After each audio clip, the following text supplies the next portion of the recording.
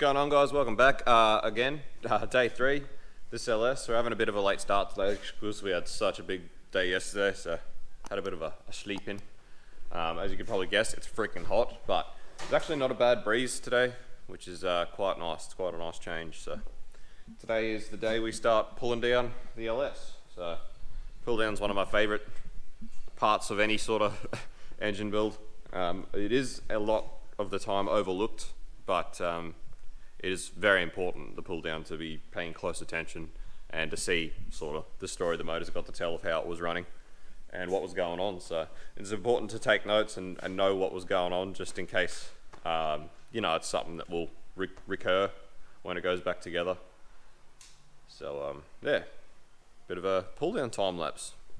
So last night when we were pulling it out, we had a lot of problem with this high pressure power steering line out of the back of the pump. Whoever put it in must have done it up like real tight, just like just about everything else on this motor.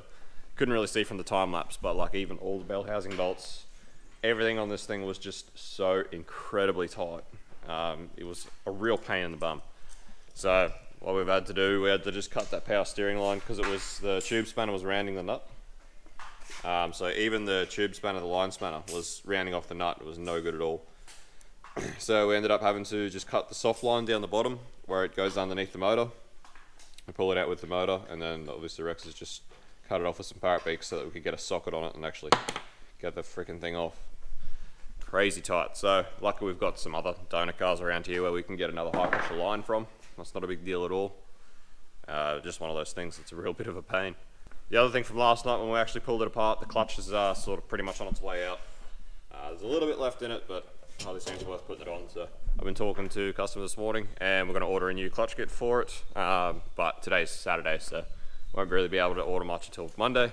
But yeah, we'll put a new clutch on it before it goes in.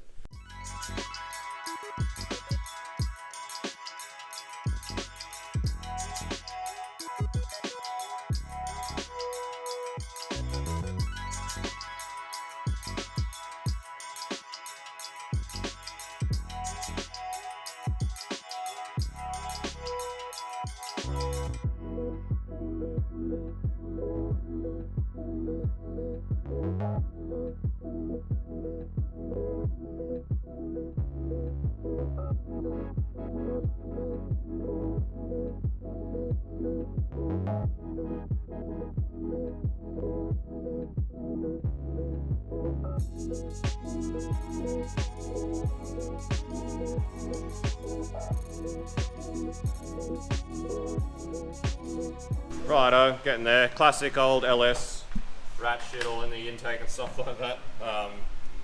Just about everyone with pull downs had just crap all in it. So I suppose this is pretty good because we actually haven't done an LS on the channel since the Cruiser, which was like right at the start. So most of you probably haven't even really seen inside of an LS, well, from us anyway. We've done one LS since then, but we didn't put it on the channel. So this is the first one we've done. It's going on the channel that you can have a really good look at. So this is a really early LS, 853 cast heads, which we've done some research, is like really early. So this is VT motor. It is VF99 is the engine number, which makes it a 99 build. So just a really early LS. But yeah, it'll be a good little thing. Cowbell. Crazy how much they echo. I got all the rockers and push rods out. So these are all, it's all getting new rockers, new trunnion upgrade. So LSs have, these trunnions are a needle roller, which they have a nasty habit of when they let go, it'll shatter needle rollers all through your motor, which will pretty much bin everything. So it's a really good idea if you are doing an LS to do the trunnion upgrade. So what you do is you actually, we'll show you when we get to it anyway, but you press out the needle roller bearing and it's a bigger, just a solid brass bush that it rocks on. So it eliminates the needle roller, which means you eliminate one thing in the engine to go very wrong.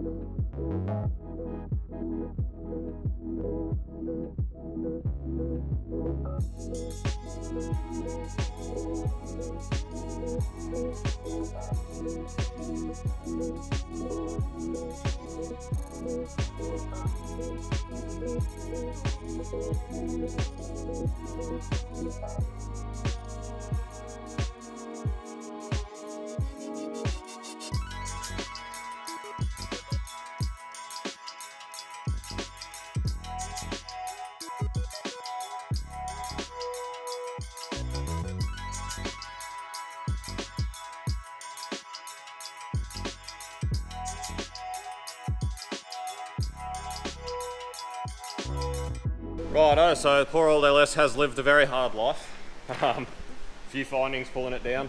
I suppose for those of you who don't already know, I'll go over some of the LS architecture for you. I know a lot of Jap guys don't like LSs, but there's a reason that they're so awesome.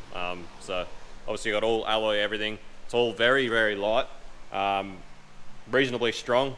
You got 6-bolt mains, so you got you got 4 bolts in the cap, plus 2 bolts that go in laterally, each side of the block. So 6-bolt mains, all just, yeah, they're just really nice motors. They go together and they seem to pretty much stay together. Yeah, nice and strong. But anyway, pulled it down. We've got a fair bit of, on the cam journals, there's a fair bit of crap that's gone through the cam journals. The rod bearings, number 2 was the worst one of them all. But there's a bit of scoring in there, you can see. So it has had some crap in the oil at some point. But very interestingly, we found that that number 7 rod is very bent. So we've got one real bent rod here in number 7, which is yeah, super interesting. So that would be most likely due to hydraulicking, like the ball filling with water or fuel, or detonation is most likely cause. But yeah, who knows how long it was running like that for. Be a bit low on compression on that cylinder. Wasn't very happy, so I have to find another rod and piston for that one. But yeah, she's certainly lived a bit of a hard life, the old girl. Anyway, should be good as new when we're done with it. Better than new. But yeah, you can see the difference there. That number 7 rod is, yeah, she's a bit bent. Anyway, rest of the rods all look pretty good. Number 1 skirt's got a bit of crap in it, so it's definitely had some stuff through the oil at some point. Another important thing with LSs, guys, is they are a snapped cap rod, which means the rod is actually made all in one piece and then they stress and crack the cap off. So for that reason, you have to be very, very careful not to mix them up. Not that you should ever mix up rod caps that come out of an engine anyway. It's a big no-no. But with LSs, you literally can't do it because these are not all the same. They're all different and they're all unique to each rod because they're all broken off that rod that was made in one piece. So very important that you keep that together. I think we once got hold of a motor of someone who'd pulled down and then just not labeled anything and it all was mixed up and it just, yeah. Okay. Anyway, time for the crank to come out now. Crank out.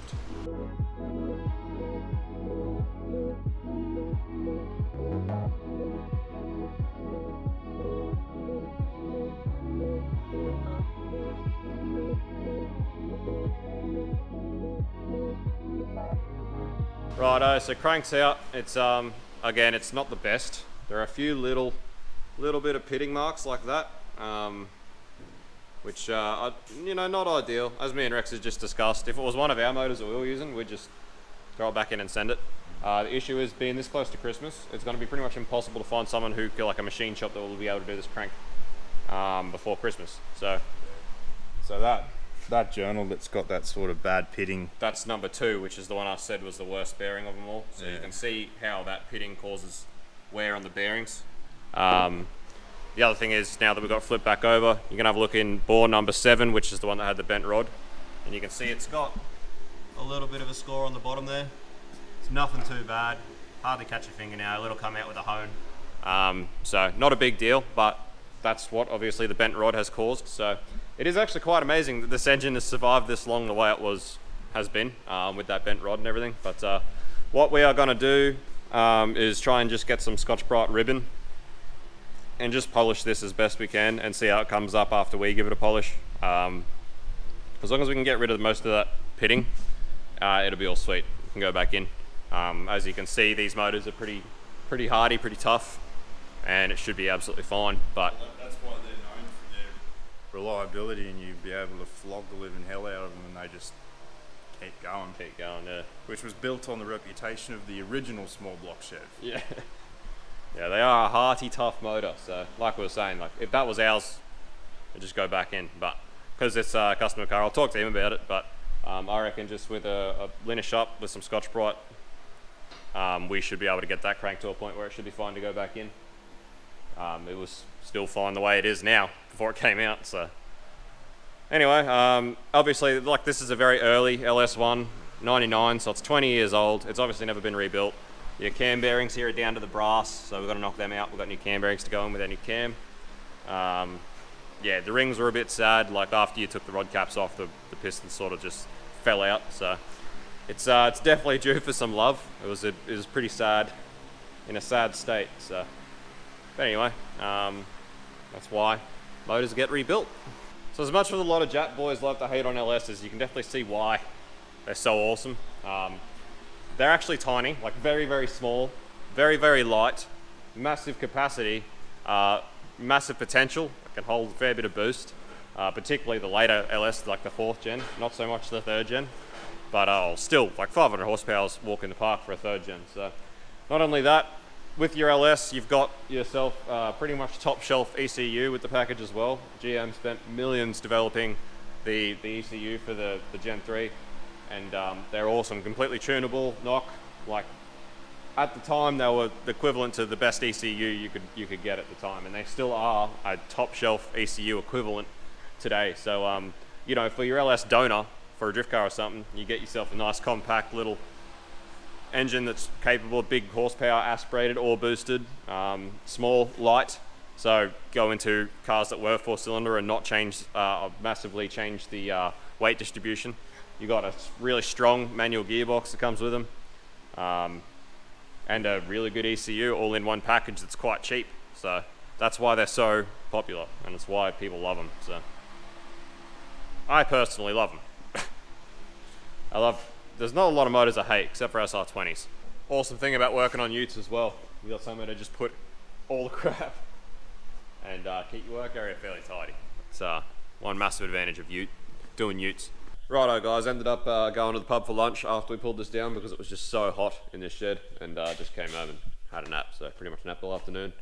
And decided to get up now and start washing up some parts now. It's cooled down in the shed again, so parts washing, obviously very important part of any motor rebuild.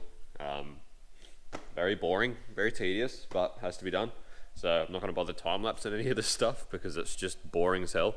But I was just sort of let you know as I'm going what I'm doing. So what I'm going to do at the moment is start tidying it up, like cleaning up the pistons, the backing plate, like the front plate, all that stuff that we're going to be reusing.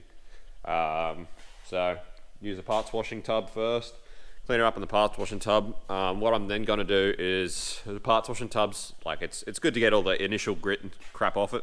After obviously just a bit of a clean up, a water blast. I've got to clean out the sump, all that sort of stuff. So plenty of stuff to clean up. So yeah, I plan on sort of just blasting it, clean it up in the wash tub, and then I'll use some of this old E85 that we pulled out of Dan's BL, and I'll use that to actually do the final proper cleanup because we got an abundance of it and it's quite cheap, so it's good stuff to use. So yeah, that's pretty much what I'm gonna be doing for God knows how long, probably tonight and probably all morning. But anyway, I'll yeah, just start doing that. Rightio, for the clean parts, yeah, just cleaned them up, blasted them with water and degreaser, cleaned them up in the wash tub, and then just gave them a quick once over with E85 as well, just to get them finally clean. Spilled the E85 all over my shoes. Absolute pain in the ass. So pretty much all that's left to do apart from the block and the heads is to do the pistons, clean up the pistons and rods. So I'll do that tomorrow. So you'll see that on the next one, how I'm going to do that. But I'm not going to do the block or anything at the moment because it's not ready to go back together. At the moment it's still all oily, which is going to keep it nice and sort of fresh. Sort of don't want to gurney that off and clean it all up until we're just about ready to put it back together. Otherwise you risk the bores.